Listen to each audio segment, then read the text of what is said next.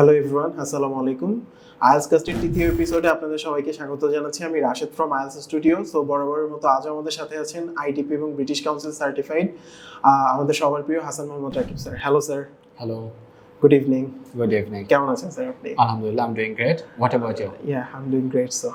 Okay, আজকে আমাদের topic কি? আজকে আমাদের টপিক হচ্ছে রিডিং এ কিভাবে ভালো করা যায়। সো অনেক বেশি কোয়েশ্চেন আছে।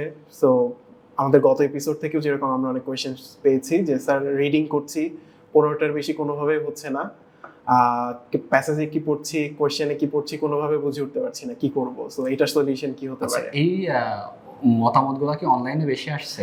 অনলাইনে বেশি আসছে। অনলাইনেই তো সব রিডিং এর গুরুরা বসে আছে, তাহলে অনলাইন থেকে কেন আসবে এগুলো? আমি কেন খুঁজে পাই না।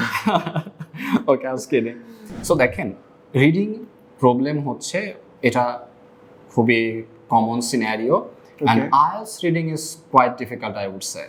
এখানে আসলে লোকছাপার কিছু নাই, আপনাকে মেনে নিতে হবে যে আইএলস রিডিং কিছুটা টাফ, কিন্তু অনেকের জন্য আবার এটা সহজ। এবার যাদের জন্য আইএলস রিডিংটা টাফ, তাদের ক্ষেত্রে কি কি হচ্ছে? আচ্ছা দেখেন, আমরা যে স্টুডেন্টদেরকে পাচ্ছি বা যে ভিজিটররা আসছে আমাদেরকে ভিজিট করতে, তাদের প্রত্যেকেরই একটা কমন কথা যে স্যার আমি রিডিং ভালো করতে পারছি না। তো কীভাবে বলছেন আপনি রিডিং ভালো করতে পারছেন না? বলে স্যার আমি তো ওই কেমব্রিজ থেকে পরীক্ষা দিলাম, 40টার মধ্যে আমার 12টা হয়েছে, কারো 14টা হয়েছে, কারো 15টা হয়েছে, কারো 17টা হয়েছে। তো আমি বলি তখন যে আসলে আপনার আইএলস প্রিপারেশন কতদিন ধরে হচ্ছে, মানে আইএলস স্কিল ডেভেলপমেন্ট কতদিন ধরে করছেন? তো আমার দিকে হা করে তাকিয়ে থাকে, স্যার স্কিল ডেভেলপমেন্ট মানে?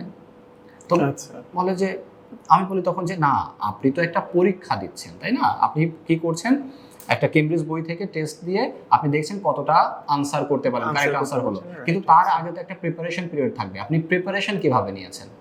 তখন বেশিরভাগ স্টুডেন্ট কথা বলতে পারে না বা চুপ হয়ে যায়। প্রথমত তো টেস্ট খুঁজে পাওয়ারই কথা না, তাই না? হ্যাঁ, টেস্ট খুঁজে পাওয়ার কথা না, কিন্তু ফরচুনেটলি আর আনফরচুনেটলি তারা টেস্টগুলো খুঁজে পাচ্ছে। এবার প্রবলেম যেটা হচ্ছে যে তারা প্রথম দিন বা দ্বিতীয় দিনেই পরীক্ষা দিয়ে ফেলছে এবং পরীক্ষা দেওয়ার পরে ওখান থেকে আনসার কারেক্ট করার চেষ্টা করছে, কতগুলো কারেক্ট হলো গুণে দেখে কেউ হতাশ হচ্ছে, কেউ খুশি হয়ে যাচ্ছে। এবার যারা হতাশ হয়ে যাচ্ছে যে 14টা বা 15টা বেশি হচ্ছে না, তাদের ক্ষেত্রে প্রবলেম হচ্ছে তারা হয়তো রিডিং করে বুঝতে পারছে না বা রিডিংটা তার কাছে ইন্টারেস্টিং মনে হচ্ছে না। দেখেন, একটা কমন ব্যাপার হয়তো অনেকে রিলেট করতে পারবেন আমার কথার সাথে, সেটা হচ্ছে আপনি হয়তো রিডিং প্যাসেজ সলভ করতে গিয়েছেন, একটা প্যাসেজে আমরা কি দেখতে পাই, 10টা বা 8টা প্যারাগ্রাফ দেখতে পাই। সো অনেকের ক্ষেত্রে এরকমের হয় যে 2টা বা 3টা প্যারাগ্রাফ পড়ার পরেই সে স্ট্রেসড হয়ে যাচ্ছে এবং খুবই বিরক্ত হয়ে পড়া ছেড়ে দিচ্ছে।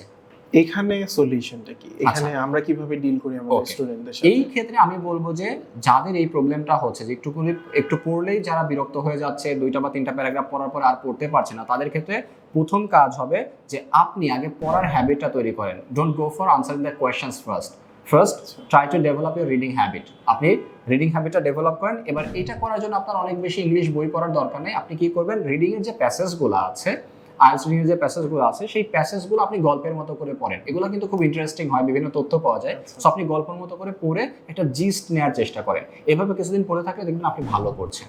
এইবার এই ক্ষেত্রে আরেকটা গুরুত্বপূর্ণ বিষয় বা যে গুরুত্বপূর্ণ সমস্যাটা আমরা দেখতে পাই, সেটা হচ্ছে স্টুডেন্টরা অনেক সময় কি পড়ছে, কেন পড়ছে, এটা বুঝতেই পারে না। এবার এইটাকে আমি যদি আরেকটু ক্লিয়ারলি বলতে চাই, তাহলে এরকম হয় যে ধরেন আপনি একটা রিডিং প্যাসেজ সলভ করতে গিয়েছেন, এবার অ্যাপ্রোচটা কি হতে পারে? অনেক স্টুডেন্ট আছে তারা কোয়েশ্চেন থেকে কিওয়ার্ড নিয়ে প্যাসেজে যাচ্ছে, আবার অনেকে আছে প্যাসেজ পড়ে কোয়েশ্চেনে যাচ্ছে। এই বোথ কেসে যেই প্রবলেমটা আমরা কমন দেখতে পাই, সেটা হচ্ছে যে স্টুডেন্ট কোয়েশ্চেন পড়ে প্যাসেজে যখন গেল, প্যাসেজ কিছুটা পড়ার পর, 2টা বা 3টা সেন্টেন্স পড়ার পর সে কোয়েশ্চেনে কি পড়েছিল সেটা ভুলে যাচ্ছে। মানে সে কি নিয়ে কোয়েশ্চেন প্যাসেজে এসেছিল তার কাছে এটা কিন্তু আর থাকছে না।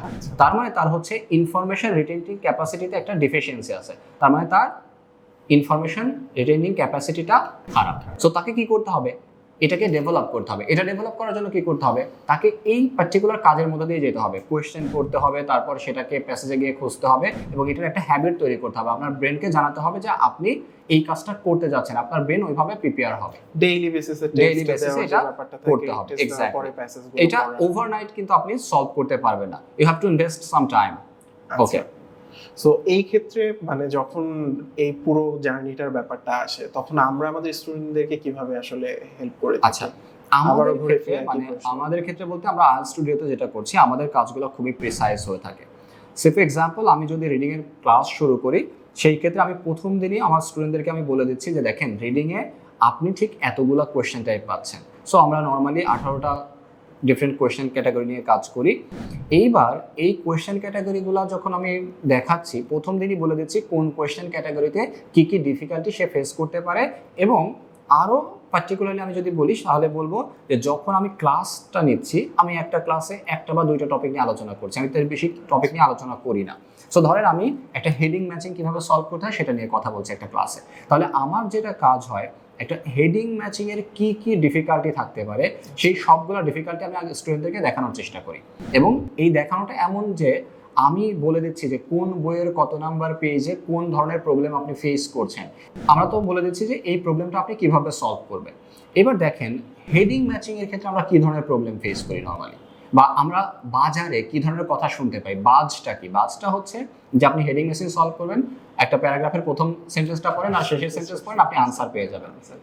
এটাতে আমি বলছি না ভুল, কিন্তু এটা কিন্তু সকল ক্ষেত্রে সঠিক না। আবার এইটাই সবচেয়ে গুরুত্বপূর্ণ বা একমাত্র পদক্ষেপ না হেডিং ম্যাচিং সলভ করার ক্ষেত্রে। তাহলে কি করতে হবে? হেডিং ম্যাচিং সলভ করার জন্য এরকম আর কি কি অ্যাপ্রোচ ফলো করলে আমি হেডিং ম্যাচিং ভালো করতে পারবো সেই সবগুলো আমরা কিন্তু ক্লাসে বলে দিচ্ছি প্রথমত। তারপর আমি চোখে আঙ্গুল দিয়ে দেখাচ্ছি যে দেখেন এইটা এইভাবে সলভ হয়েছে, ওইটা ওইভাবে সলভ হয়েছে, এবং এইটা সলভ করার জন্য আপনাকে অ্যাপ্রোপ্রিয়েটলি এই পদ্ধতি ফলো করতে হবে। Don't go for a single approach, এটা আপনাকে এখান থেকে বাঁচাতে পারে, এরকম করা যাবে না। Okay fine. Okay, so heading matching এর ব্যাপারটা গেল। এছাড়াও আমরা জানি টোটাল 18 রকমের কোশ্চেন টাইপস আছে। সো এর মধ্যে আমরা তো একটা নিয়ে কথা বললাম, আরো 17টা আছে। তো আমরা বাকি 17টার সাথে কিভাবে ডিল করব, বা আইএলটিএস স্টুডিও কিভাবে ডিল করে থাকে? আচ্ছা, সেক্ষেত্রে আমরা বলবো যে অবশ্যই কারো যদি আমাদের সার্ভিস প্রয়োজন হয় সেক্ষেত্রে আমরা বলবো যে আপনি আমাদের কোর্স জয়েন করতে পারেন। আর পাশাপাশি আমরা মাঝে মাঝে আমাদের কিছু ওয়ার্কশপ নিয়ে থাকি টপিক বেসড, মানে কোয়েশ্চেন ক্যাটাগরি বেসড, যেমন হেডিং ম্যাচিং এর উপর আমাদের ওয়ার্কশপ হয়, ট্রু ফলস নট গিভেন এর উপর আমাদের ওয়ার্কশপ হয়, বা সামারি কমপ্লিশনের উপর ওয়ার্কশপ হয়। এই ওয়ার্কশপগুলো জয়েন করতে পারে শুধু একটা কোশ্চেন টাইপের উপর একটা ওয়ার্কশপ। এক্স্যাক্টলি, যাতে আমরা একটা পুরো দিন ধরে ওইটাকে খুব ইন ডিটেইল জানতে পারি। এবার ধরেন আমরা যদি ট্রু ফলস নট গিভেন নিয়েও আমরা সলভ করার কথা বলি, যে অনেকে দেখেন ট্রু ফলস নট গিভেন কিভাবে সলভ করতে হয় এটা নিয়ে একটা প্রবলেম তাদের মধ্যে দেখা যাচ্ছে। এবার true false not given solve করার ক্ষেত্রে আমার অ্যাপ্রোচটা কি হবে, সেই অ্যাপ্রোচটা কি হবে তার আগে আমার আসলে জানা দরকার যে true false not given question category আমার জন্য কি কি প্রবলেম নিয়ে হাজির হচ্ছে। আচ্ছা, আমি যদি না জানি যে আমি পরীক্ষার কেন্দ্রে ট্রু ফলস নট গিভেনে কি কি প্রবলেম ফেস করতে পারি, তাহলে ওটার জন্য কিন্তু প্রিপারেশন নিতে পারবো না। তাহলে আমাকে সমস্যাগুলো জেনে তার উপর প্রিপারেশন নিতে হবে। এবার আমি একদম স্পেসিফিক একটা এক্সাম্পল যদি আপনাকে দেই, ধরেন ট্রু ফলস নট গিভেনে একটা কমন কোয়েশ্চেন ক্যাটাগরি হচ্ছে কম্প্যারিজন। এবার কম্প্যারিজন বিভিন্ন রকমের হয়। নর্মালি আমরা কি দেখি, বেশিরভাগ ক্ষেত্রে কম্প্যারিজন হচ্ছে কম্পারেটিভ, একটা আর একটা হচ্ছে খারাপ না ভালো, এরকম কম্পারেটিভ ডিগ্রির কম্প্যারিজন হয়ে থাকে। কিছু কিছু ক্ষেত্রে এটা সুপারলেটিভ থাকে, পজিটিভও হয়। বাট আমরা যদি কম্পারেটিভের কোয়েশ্চেন ক্যাটাগরি নিয়ে কথা বলি ট্রু ফলস নট গিভেনের ক্ষেত্রে, তাহলে এই তথ্যটা কিন্তু খুবই ইম্পর্টেন্ট, আপনারা যারা দেখছেন তাদের জন্য বলে রাখছি। আচ্ছা, আপনারা কি বলতে পারেন যে true false not given comparison ক্যাটাগরির কোয়েশ্চেনটা ঠিক কতভাবে আপনার পরীক্ষায় আসতে পারে, বা আপনি যখন প্যাসেজ সলভ করছেন ঠিক কত রকমের এই পার্টিকুলার কোয়েশ্চেন টাইপ থেকে কোয়েশ্চেন পেতে পারেন? আমি মনে করি যে আপনারা অনেকেই এটা জানেন না। তাদের জন্য আমি বলছি যে দেখেন ট্রু ফলস নট গিভেনের কম্প্যারিজন কোয়েশ্চেন ক্যাটাগরির, বিশেষ করে যদি আমি কম্পারেটিভ ডিগ্রি নিয়ে কথা বলি, তাহলে এখানে ঠিক 8 রকম ভাবে কোয়েশ্চেন হয়। Can you imagine? 8 রকম ভাবে true false not given question হয়ে থাকে। সো আপনি যদি পরীক্ষার আগে এটা জেনে যান, তাহলে আপনার জন্য পরীক্ষার কেন্দ্রে যদি কম্প্যারিজনের কোনো কোয়েশ্চেন আসে, আপনি খুব আগে থেকেই জানেন এবং এটা খুব ভালোভাবে আনসার করতে পারবেন। এরকম আরো অনেক গুরুত্বপূর্ণ বিষয় আমরা আমাদের স্টুডিওতে শিখিয়ে থাকি।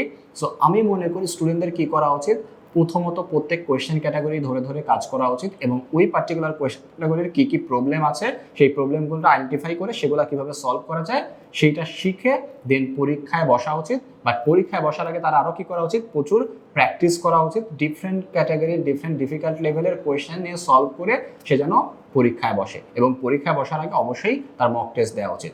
এবং এই কাজগুলো যদি কেউ করে, তাহলে যার আজকে 14টা বা 15টা সলভ হচ্ছে বা সঠিক আনসার হচ্ছে, সে 2 মাস বা 3 মাস বা 4 মাস পরে গিয়ে দেখবে যে সে তার রিডিংয়ে 7, 7.5, 8 8:30 ইভেন 9 হচ্ছে। 9 হচ্ছে।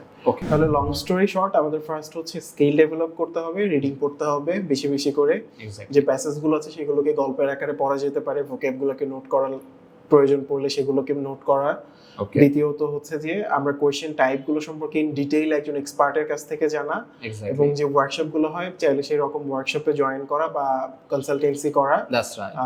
এরকম। তারপরে হচ্ছে যে এক কনসিস্টেন্সি বজায় রেখে 4 মান্থ বা 3 মান্থস এরকম টেস্ট দিয়ে যাওয়া একটা না, তারপরে মক টেস্ট দিয়ে এক্সামে বসা। এক্স্যাক্টলি। ওকে, সো এটা করলে আশা করা যাচ্ছে যে একটা স্টুডেন্ট সেই 15টার ঘর থেকে পার হয়ে 30, 35 এবং 38 পর্যন্ত চলে যেতে পারবে 40-এর মধ্যে। ইনশাআল্লাহ, ওয়াই নট। ওকে, আমি মনে করি যে এই অ্যাপ্রোচ ফলো করলে যে কেউ ভালো করতে পারে, কিন্তু আনফরচুনেটলি যেটা হয় যে আমাদের স্টুডেন্টরা এই সময়টা দিতে চায় না, মানে এর চেয়ে বেশি সময় তারা ব্যয় করে। দেখবেন আইএলটিএস প্রিপারেশনের জন্য 1 বছর 2 বছর ব্যয় করে ফেলছে, কিন্তু এই প্রপার ওয়েতে সে 2 মাস বা 3 মাস ব্যয় করতে রাজি না। বাট আমি বলবো যে আপনারা আমাদের এই পডকাস্টে যে আলোচনাটা হলো, সেই আলোচনায় যে স্ট্র্যাটেজিগুলো নিয়ে কথা বললাম, যেভাবে পড়তে বললাম, আপনারা ঠিক এই পদ্ধতি ফলো করে পড়াশোনা করেন, আপনি দেখবেন রিডিংয়ে ভালো করছেন। So, Thank you. Thanks for watching everyone. Assalamu alaikum.